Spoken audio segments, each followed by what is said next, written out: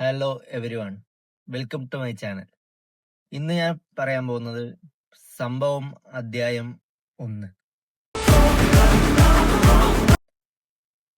ഈ cinema March 6 theatre റിലീസായതാണ്. ഇതൊരു mystery thriller മൂവിയാണ്. പിന്നെ ഇതിൽ കേന്ദ്ര കഥാപാത്രമായി അഭിനയിച്ചിരിക്കുന്നത് അഷ്കർ അലി, പിന്നെ വിനീത് കുമാർ, അങ്ങനെ പല ആൾക്കാരുണ്ട്.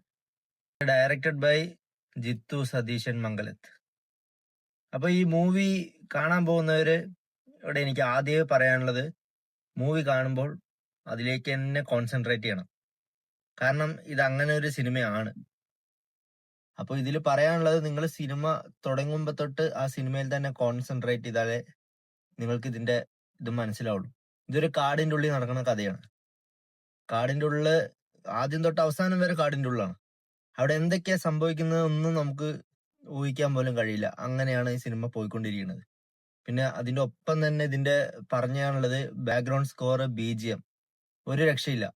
കാരണം അതിന് പെർഫെക്റ്റ് ആയിട്ട് മിനിറ്റിന് നമുക്ക് തന്നോണ്ടിരിക്കുന്നുണ്ട് BGMും ബാക്ക്ഗ്രൗണ്ട് സ്കോറൊക്കെ. അത് നന്നായിട്ട് ചെയ്തിട്ടുണ്ട്. പിന്നെ എഡിറ്റിംഗ് നന്നായി ചെയ്തിട്ടുണ്ട്. ഓവറോൾ സിനിമ നല്ല എക്സ്പീരിയൻസ് ആണ് എനിക്കുണ്ടായത്. കാരണം മസ്റ്റ് വാച്ച് ഇൻ തിയേറ്റർ ആണ്. എക്സ്പീരിയൻസ് കിട്ടണമെങ്കിൽ തിയേറ്ററിൽ തന്നെ കാണണം. അത് അങ്ങനെയുള്ള ഒരു മൂവി ആയിട്ടാണ് എനിക്ക് ഫീൽ ചെയ്തത്. നമ്മൾ ഈ തിയേറ്ററിൽ നിന്ന് ഈ സിനിമ കഴിഞ്ഞ് വരുന്ന സമയത്ത് നമ്മൾക്ക് നോർമലി നമുക്ക് വരാൻ കഴിയില്ല. നമ്മൾ അപ്പോഴും തിങ്ക് ചെയ്തുകൊണ്ടിരിക്കുക, എന്താണ് സംഭവിക്കാൻ പോയത്, എങ്ങനെയാണ് ഇത് സംഭവിച്ചത്. അങ്ങനത്തെ ഒരു മെന്റാലിറ്റിയിലേക്ക് വരും നമ്മൾ സിനിമ കഴിഞ്ഞ് വരുമ്പോൾ. അതാണ് ഞാൻ പറഞ്ഞ മസ്റ്റ് വാച്ച് ഇൻ തിയേറ്റർ ആണ്.